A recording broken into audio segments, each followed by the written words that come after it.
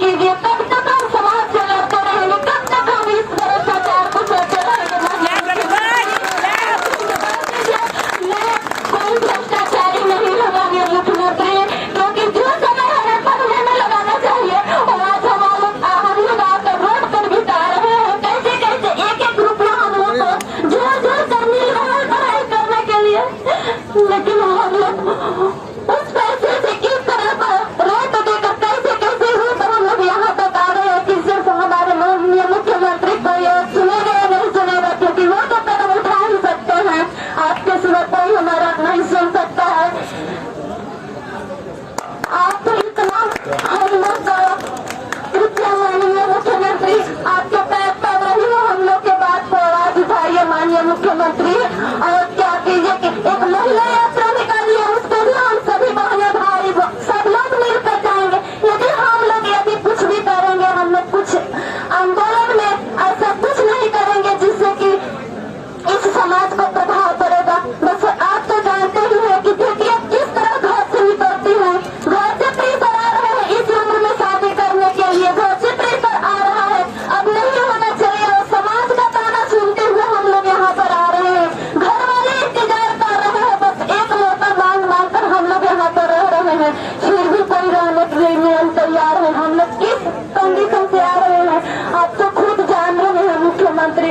कृपया मेरे बात को, यदि आपके पास जा रहा है तो हम बेटियां आपसे अनुरोध कर रहे हैं, पैर पड़ रहे हैं, कृपया इस छात्र आग्रह का सुन लीजिए ना माननीय मुख्यमंत्री जी। और आपको भी यदि मेरी आवाज जा रही है तो आपसे भी मेरा विनम्र निवेदन है, हम लोग सत्य के साथ आग्रह कर रहे हैं, सजना आज्ञा नहीं है, सजने के साथ आज्ञा कर रहे हैं, हम लोग आज्ञा मांग रहे हैं, हम लोग की आवाज को सुनिए माननीय मुख्यमंत्री। प्लीज हम बेटियां कैसे हैं आप नहीं जान रहे हैं, हम लोग कैसे रह रही है।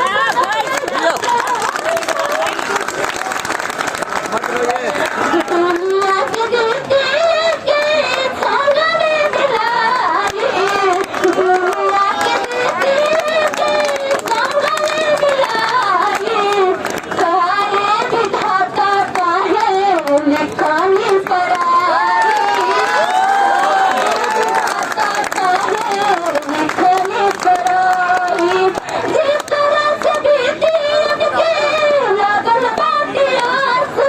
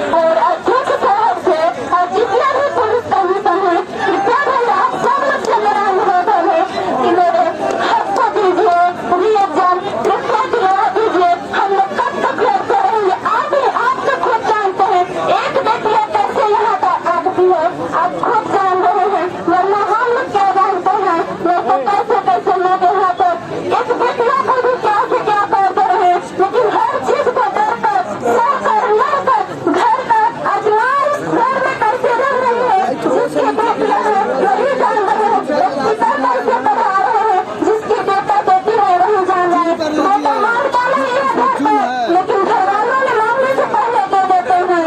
बेटी मांगती नहीं है घर पे, घर वालों ने मांगने से पहले देता है, लेकिन सारा खर्च हो जाता है। फिर भी बेटा जब तक मंथली नहीं लगता है, फिर भी बेटी जब तक मंथली नहीं लगता है सोच कर रहती है कि कब तक मांगते रहेंगे, कब तक इस तरह इतनी उम्र हो गई। 20 साल के उम्र में मांगना भी घर वालों से शर्म की बात हो जाती है माननीय मुख्यमंत्री जी। लेकिन आज हम लोग की उम्र जो है 21-22 की जा रहे हैं, कोई बच्चा 25 तक पार कर जा रहा है, लेकिन घर वालों से कब तक मान जा रहेगा, क्योंकि माँ बाप का भी एक आग है, कब तक इसको पालते रहेंगे। इसलिए जो नहीं पालना उनका कर्तव्य है माननीय मुख्यमंत्री जी। हम नहीं कहते कि बिना हक की मानना है, बस इतना कह रहे हैं हम पढ़ेंगे हम लड़ेंगे, बस उसका हक दीजिए।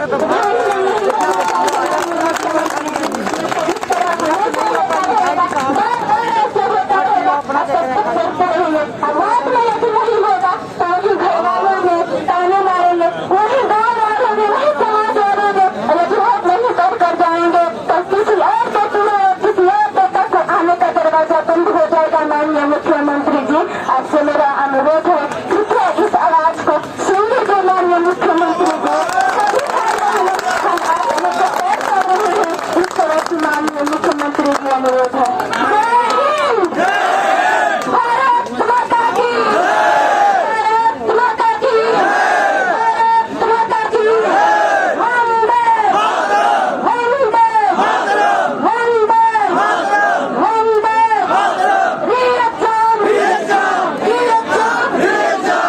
Isang gasolina.